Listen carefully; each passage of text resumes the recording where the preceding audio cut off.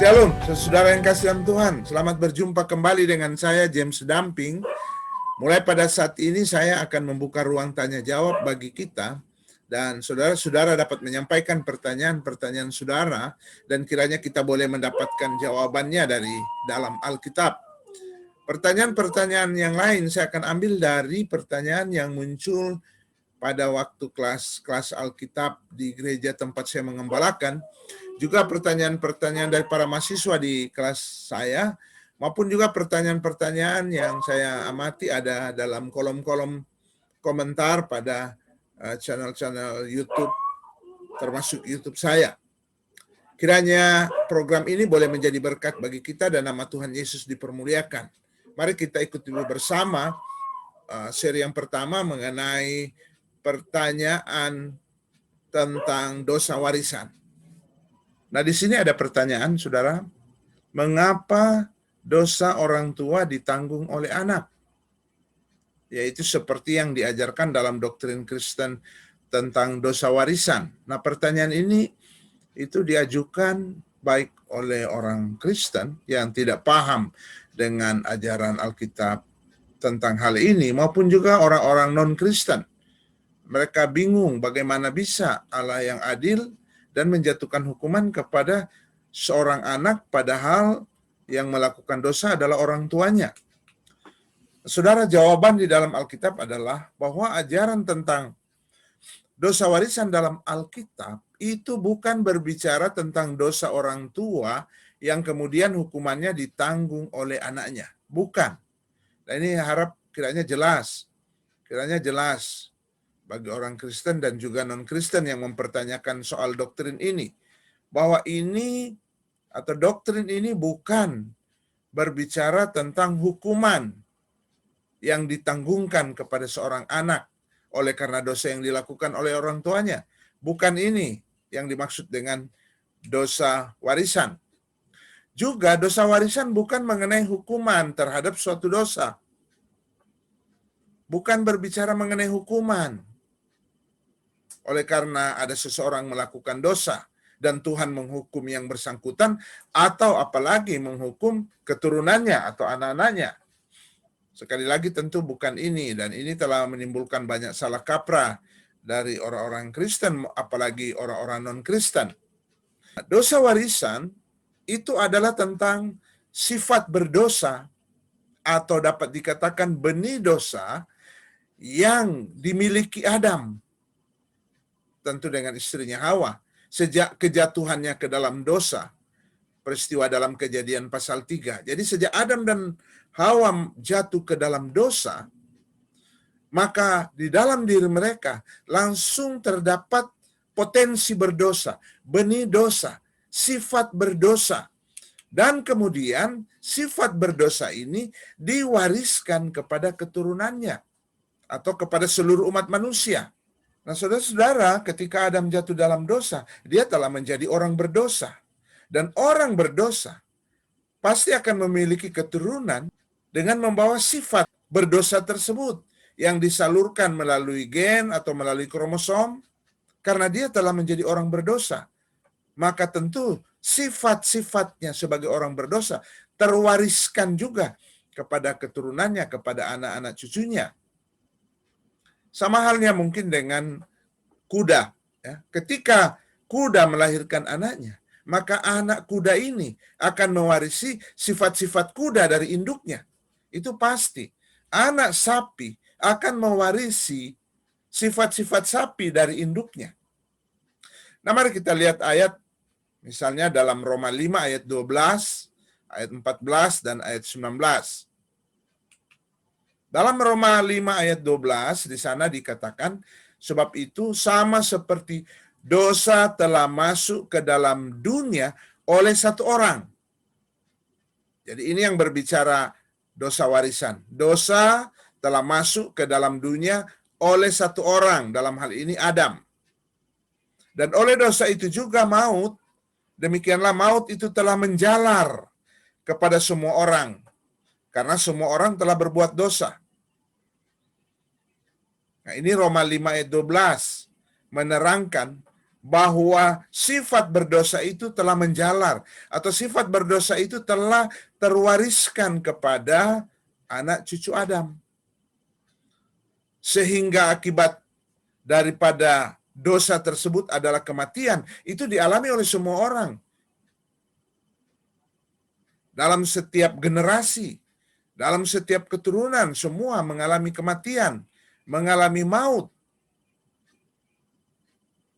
Kenapa? Akibat dosa yang diwariskan kepada keturunan Adam, di mana pada waktu mereka dilahirkan, mereka sudah memiliki potensi berdosa tersebut, sudah memiliki benih dosa tersebut.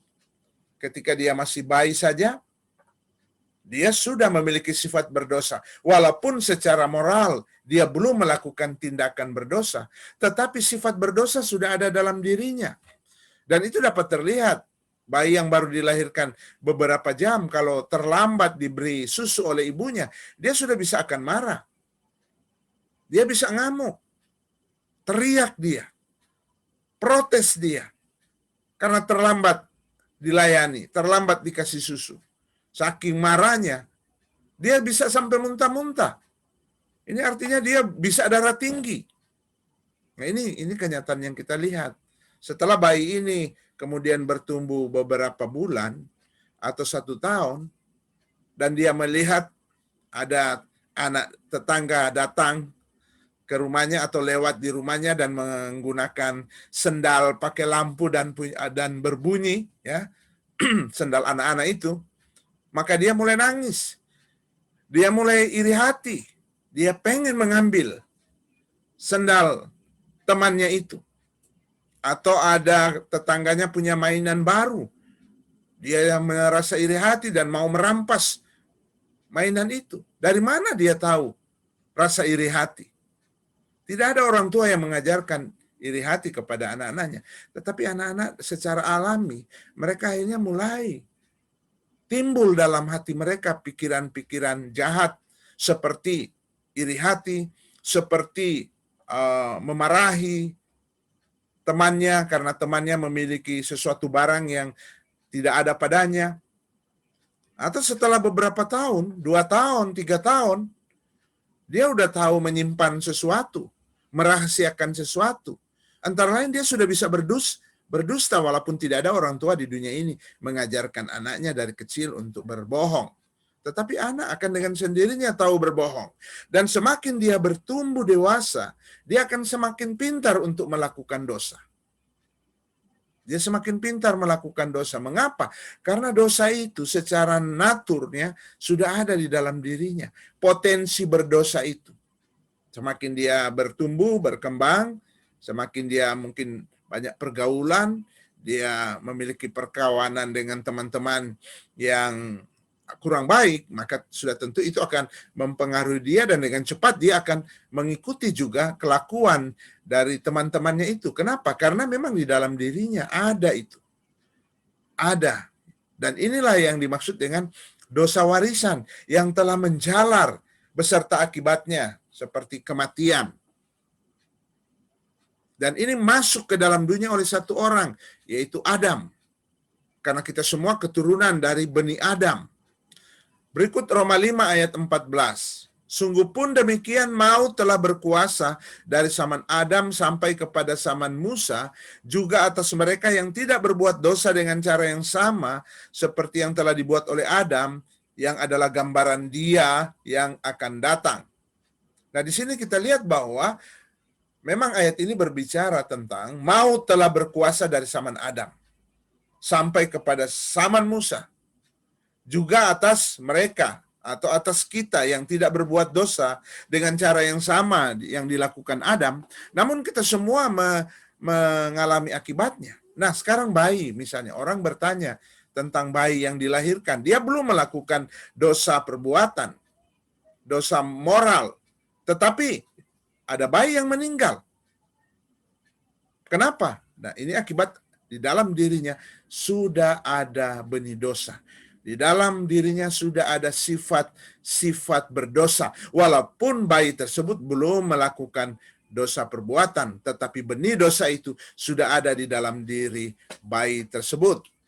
Nah, di dalam Roma 5 ayat 19 dikatakan, jadi sama seperti oleh ketidaktaatan satu orang, semua orang telah menjadi orang berdosa, demikian pula oleh ketaatan satu orang, semua orang menjadi orang benar. Jadi ini memang dibandingkan antara Adam yang pertama yang telah membawa dunia ini ke dalam dosa, atau melalui Adam yang pertama dosa masuk ke dalam dunia dan menjalari atau terwariskan kepada semua umat manusia keturunan Adam, maka bandingannya adalah oleh ketaatan satu orang, yaitu Kristus, yang taat sampai mati di kayu salib, maka orang-orang yang percaya kepadanya menjadi orang benar atau dibenarkan oleh Allah. Tetapi kita fokus kepada bagian A dalam kaitan dengan topik kita saat ini, bahwa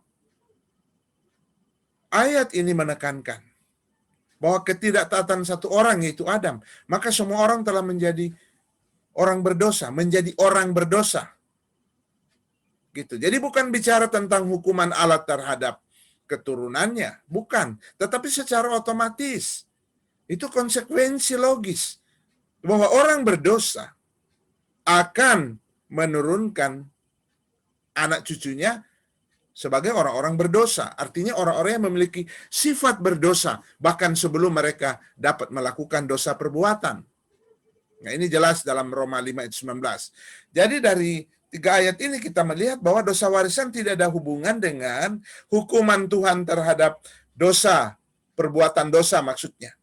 Ya, tidak ada hubungan dengan soal itu, yaitu hukuman Tuhan terhadap perbuatan dosa. Maksudnya bukan bicara soal tersebut, tetapi bicara tentang semua orang yang terlahir di dunia ini sebagai tentu keturunan Adam. Ketika dia lahir, dia sudah memiliki sifat berdosa atau natur berdosa atau potensi atau benih berdosa di dalam dirinya. Itu yang dimaksud dengan dosa warisan. Bukan hukuman Allah terhadap anak-anak di mana orang tuanya telah melakukan dosa, sama sekali bukan seperti itu. Bukan seperti itu. Atau misalnya ada ayat di dalam Perjanjian Lama ketika Allah memperingati atau mengancam bangsa Israel kalau menyembah berhala, maka hukumannya akan datang kepada keturunan kedua, ketiga, bahkan sampai keturunan keempat. Bukan itu yang dimaksud dengan dosa warisan. Apa yang dimaksudkan yaitu ketika orang Israel menyembah berhala, akibat-akibatnya itu, dan hukuman tentu akan datang dari Tuhan, itu akan bisa sampai kepada keturunan ketiga dan keempat. Karena dosa orang tua dengan sendirinya akan mempengaruhi anak-anak dari segi moral. Ketika orang tua menyembah berhala, ya anak-anak kemudian akan ikut menyembah berhala, bahkan cucu-cucu. Maka akan melahirkan keturunan orang-orang yang menyembah berhala. Itu adalah konsekuensi logis. Tapi ini bukan berbicara tentang dosa warisan. Sekali lagi bukan berbicara tentang dosa warisan. Ketika Allah mengancam bahwa dia akan menghukum orang-orang yang menyembah berhala. Bahkan hukuman itu bisa menimpa keturunan kedua, ketiga, atau sampai keempat. Dalam arti bahwa konsekuensi dosa yang dilakukan oleh orang tua itu akan dirasakan juga oleh anak cucunya. Tapi bukan ini yang dimaksud dosa warisan. Tapi dosa warisan sekali lagi adalah benih dosa yang dibawa sejak lahir atau masih ada dalam kandungan. Potensi berdosa, benih berdosa, itu sudah terwariskan ke dalam diri janin yang ada di dalam kandungan seorang ibu. Melalui gen, melalui kromosom, itu benih-benih dosa sudah masuk. Sehingga ketika dia dikandung, dia sudah dikandung dalam dosa. Diperanakan dia dalam kesalahan, dalam sifat berdosa. Sehingga itu setiap bayi yang dilahirkan sudah mewarisi atau memiliki sifat atau potensi berdosa. Itu kesimpulannya. Setiap bayi sudah dilahirkan dengan mewarisi sifat berdosa. Bukan sudah melakukan dosa perbuatan. Tentu bukan itu yang dimaksudkan. Bukan, tetapi setiap bayi di dalam dirinya sudah memiliki sifat berdosa. Karena itu dia disebut orang berdosa. Karena dia mewarisi sifat berdosa dari orang tuanya yang berdosa. Sekali lagi saya mengingatkan ilustrasi saya tadi, bahwa seperti kuda melahirkan anaknya, maka anak kuda itu akan memiliki sifat-sifat kuda. Sejak dia lahir, bahkan sejak dalam kandungan, sifat-sifat kuda ada di dalam diri anak kuda itu. Tidak mungkin kuda melahirkan anaknya dan kemudian dia memiliki sifat-sifat sapi misalnya. Sifat-sifat burung. Tentu tidak mungkin. Tetapi yang dia warisi itu adalah sifat-sifat induknya, yaitu sifat kuda. Nah, saudara, mari kita lihat dua ayat, Mazmur 51 ayat 7 dan Roma 3 ayat 23. Mazmur 51 ayat 7, sesungguhnya dalam kesalahan aku diperanakan, dalam dosa aku dikandung ibuku. Dalam dosa aku dikandung ibuku. Sejak masih dalam kandungan, dosa telah masuk. Dosa telah berpenetrasi ke dalam kehidupan bayi dalam kandungan. Benih-benih dosa, sifat berdosa sudah ada dalam kehidupan bayi di dalam kandungan ibunya. Karena itu ketika dia diperanakan, ketika ia dilahirkan, dia sudah dilahirkan dalam keadaan berdosa, dalam kesalahan aku diperanakan, atau dalam dosa aku diperanakan. Karena dalam dosa aku dikandung ibuku. Itu Mazmur 51 ayat 7. Perjanjian lama. Mari kita lihat dalam perjanjian baru, Roma 3 ayat 23, karena semua orang telah berbuat dosa dan telah kehilangan kemuliaan Allah. Kata telah berbuat dosa di sini hamartia, yang sebenarnya lebih mengartikan bukan perbuatan yang dilakukan, tetapi posisi. Ya, hamartia itu berbicara tentang posisi yang telah menyimpang, posisi yang telah meleset dari rancangan Tuhan semula. Kalau seorang pemain panahan, mereka lomba, itu papan di sana yang menjadi sasaran untuk dipanah itu ada lingkaran-lingkaran, ya. Kita mungkin sering melihat itu ya, ada lingkaran, dan kemudian seseorang atau satu persatu orang coba menembakkan busur panahnya. Apakah dia akan tepat pada sasaran atau dia akan meleset pada lingkaran pertama atau lingkaran kedua, ketiga, keempat, kelima. Nah, itu hamartia, jadi meleset dari sasaran. Dari sasaran yang Tuhan tetapkan. Sejak rancangan semula, manusia diciptakan menurut peta dan gambar Allah, tetapi sekarang manusia dilahirkan berdosa, kehilangan kemuliaan Allah, tidak sebagaimana pada waktu diciptakan. Sebagai manusia peta dan gambar Allah, dia memiliki posisi yang sudah Allah tentukan, tetapi ketika Adam jatuh dalam dosa, maka posisinya terjatuh, bukan pada posisi semula, dia terjatuh, karena itu istilah yang dipakai, jatuh ke dalam dosa. Posisinya terjatuh. Dan sejak saat itu keturunannya dilahirkan dalam posisi yang sudah jatuh ini. Itu yang dimaksudkan dalam Roma 3 ayat 3.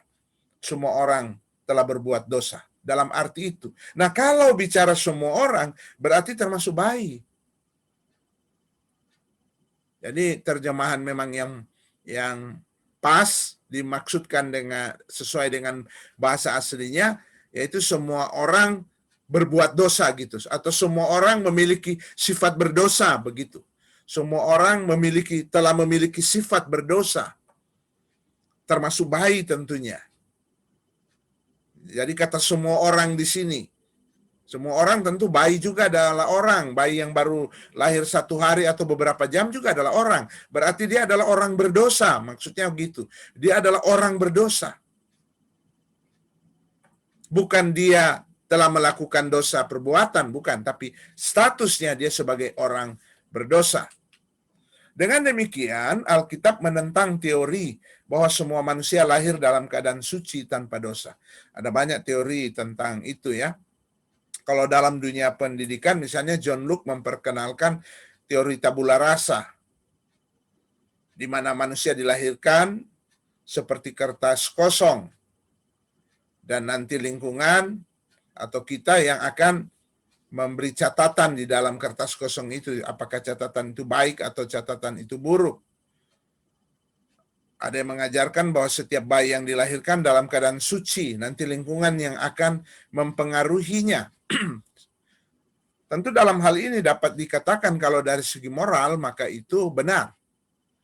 Bahwa memang moral dia akan mengarah kepada hal yang baik atau hal yang jahat, akan juga dipengaruhi oleh lingkungan. Karena itu ada ayat dalam Alkitab bahwa pergaulan yang buruk akan merusakkan kebiasaan yang baik. Itu diakui oleh Alkitab. Diakui oleh Alkitab bahwa lingkungan akan mempengaruhi diri seseorang. Tetapi secara naturnya, ketika bayi itu dilahirkan ke dalam dunia, dia dilahirkan sebagai orang berdosa. Walaupun secara moral dia dapat dikatakan masih suci, dalam arti dia belum melakukan dosa perbuatan seperti mencuri, seperti melakukan dosa-dosa yang melanggar etika masyarakat, atau melakukan dosa-dosa melanggar hukum, belum tentu. Tetapi secara status dia adalah seorang yang berdosa, dalam arti telah mewarisi sifat-sifat berdosa, potensi berdosa di dalam dirinya. Walaupun memang benar bahwa lingkungan nanti kemudian akan mempengaruhi dia. Apakah kemudian dia akan memiliki suatu kehidupan moral yang ke arah baik atau kehidupan moral yang bejat. Itu lingkungan akan banyak mempengaruhi itu. Tetapi ketika mengatakan bahwa bayi itu suci tanpa dosa, itu tidak benar. Dia sudah memiliki dosa, yaitu sifat berdosa. Ya, kembali lagi kepada ilustrasi saya tadi. Anak yang baru lahir beberapa jam, dia udah bisa marah ketika merasa dirinya tidak nyaman. Ketika dia kencing dan popoknya basah, dia akan ngamuk, dia akan nangis-nangis, dan orang tua atau ibu biasanya akan tahu kalau dia nangis, dan apalagi nangisnya itu seperti mengamuk, berarti ada sesuatu, kenyamanannya terganggu, dan akan diperiksa popoknya apakah basah, atau jangan ada semut menggigitnya, dan dia teriak, atau dia lapar dan terlambat dikasih susu, dia akan protes. Nah, itu adalah kenyataan kehidupan umat manusia yang kita lihat selama ini. Kemudian muncul pertanyaan berikutnya lagi kaitan dengan dosa warisan adalah, apakah salib Kristus telah meniadakan dosa warisan? Ada yang berpendapat demikian, bahwa dengan Yesus mati di kayu salib, maka orang-orang yang percaya kepadanya tidak lagi memiliki dosa warisan.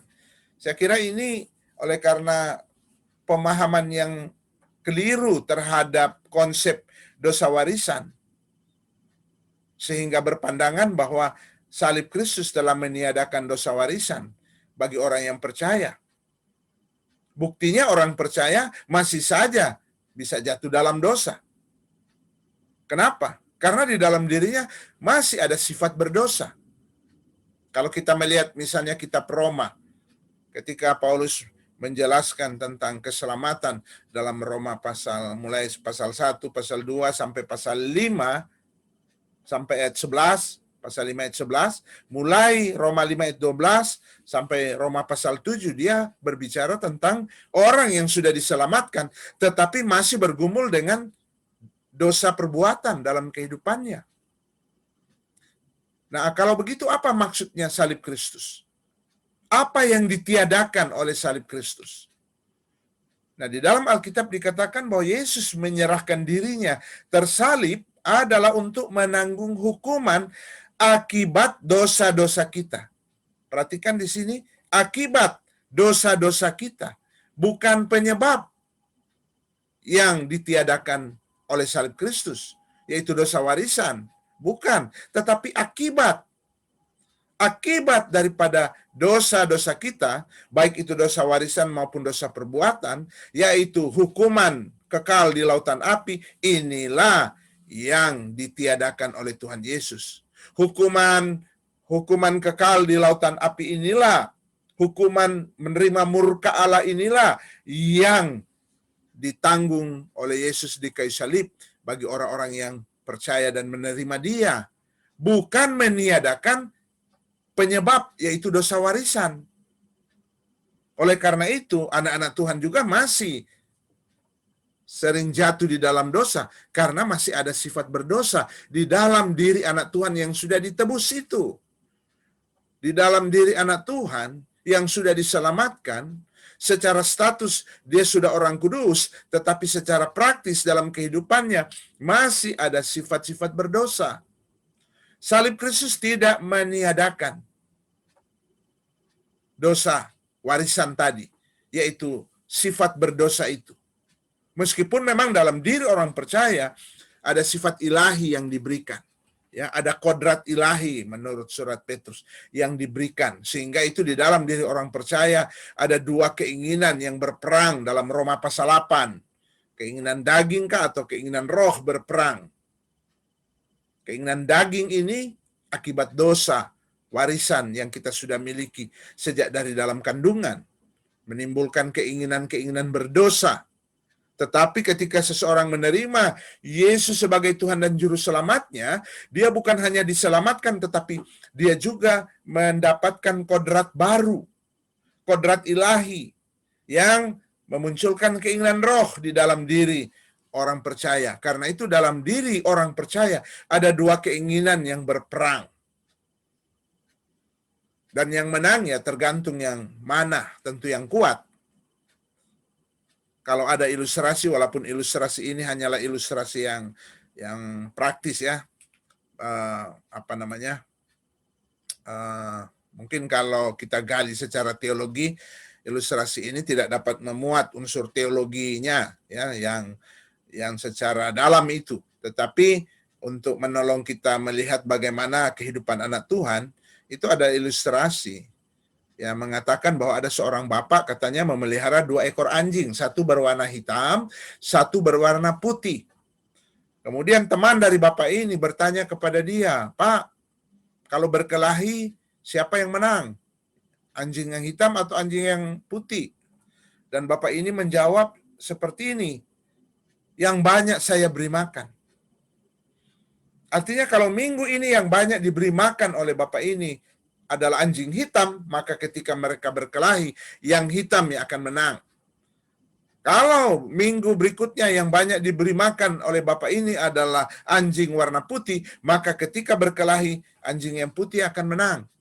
Nah, ini ilustrasi, ya, sekedar ilustrasi sederhana untuk mengingatkan kepada kita bahwa keinginan yang ada di dalam diri kita berjuang untuk saling mengalahkan. Nah, mana yang banyak kita beri makan? Mana yang kita keinginan yang kita betul-betul jaga, pelihara sehingga bertumbuh kuat dalam diri kita? Apakah keinginan roh atau keinginan daging? Nah, saudaraku yang kekasih dalam Tuhan, di dalam 2 Korintus 5 ayat 21 di sana dikatakan, dia yang tidak mengenal dosa telah dibuatnya menjadi dosa karena kita. Jadi ini berbicara tentang berbicara tentang Kristus yang rela menanggung akibat dosa, ya, hukuman dosa kita ditanggungkan kepadanya. Karena itu dia yang tidak mengenal dosa atau tidak berdosa telah dibuat Allah menjadi berdosa. Dengan kata lain, dosa-dosa kita ditanggungkan kepada Kristus, dan Kristus memang melakukan ini dengan sukarela oleh karena mengasihi kita, supaya dalam dia kita dibenarkan oleh Allah. Jadi salib Kristus kaitan dengan kita dibenarkan di hadapan Allah. Tidak lagi menerima hukuman murka Allah. Itulah salib Kristus. Tidak ada kaitan dengan meniadakan atau bukan berfungsi untuk meniadakan dosa warisan. Dosa warisan itu nanti akan selesai ketika kita dibangkitkan dengan tubuh baru, dengan tubuh kemuliaan. Ketika kita sudah berada dalam tubuh kemuliaan, tubuh seperti Kristus. Seperti dikatakan di dalam Filipi pasal 3 ayat 20 dan 21. Kita akan mengalami pengubahan tubuh seperti Kristus kita akan miliki, seperti Kristus yang bangkit dari antara orang mati, maka tubuh seperti itu, tubuh yang tidak memiliki lagi sifat berdosa. Kita kembali lagi seperti kondisi Adam sebelum jatuh dalam dosa. Jadi kita lihat kematian Kristus kaitan dengan kita dibenarkan oleh Allah sehingga kita tidak mengalami hukuman akibat dosa-dosa kita. Itu makna dari penyaliban Kristus. Bukan meniadakan unsur dosa warisan di dalam diri kita. Walaupun kita sudah orang percaya, sudah menerima Yesus, tetapi dosa warisan dalam arti benih-benih dosa, sifat berdosa masih ada dalam diri kita sebagai orang yang percaya. Meskipun kita sudah dibebaskan dari hukuman murka Allah, itu yang dikatakan misalnya dalam Roma 8 ayat 1 dan 2, bahwa di dalam Kristus kita tidak lagi berada di bawah hukum dosa dan hukum maut. Salib Kristus menyelesaikan hukuman kekal akibat dari dosa kita. Jadi bicara akibat yang diselesaikan oleh salib Kristus, bukan penyebab atau dosa warisan itu. Jadi akibat dari dosa kita, yaitu hukuman maut, dosa kita yaitu dosa warisan ataupun dosa perbuatan, itu akan menghasilkan maut, itu akan menghasilkan hukuman murka Allah di neraka. Inilah yang diselesaikan melalui salib Kristus. Tetapi bukan meniadakan dosa warisan atau sifat natur dosa yang ada pada kita. Itu nanti akan terjadi ketika ada kebangkitan. Kalau Tuhan datang, kita sudah mati, maka waktu kita dibangkitkan, kita sudah dibangkitkan dengan tubuh kemuliaan, tubuh yang baru, tubuh yang tidak memiliki lagi sifat berdosa, tubuh yang tidak ada dosa warisannya dari Adam. Kalau Tuhan datang kita masih hidup, maka tubuh kita ini akan diubah dalam sekejap mata dengan tubuh kemuliaan. Itu dalam 1 Korintus 15 ayat 51. Ya, demikian penjelasan saya melalui ayat-ayat dalam Alkitab mengenai ajaran dosa warisan.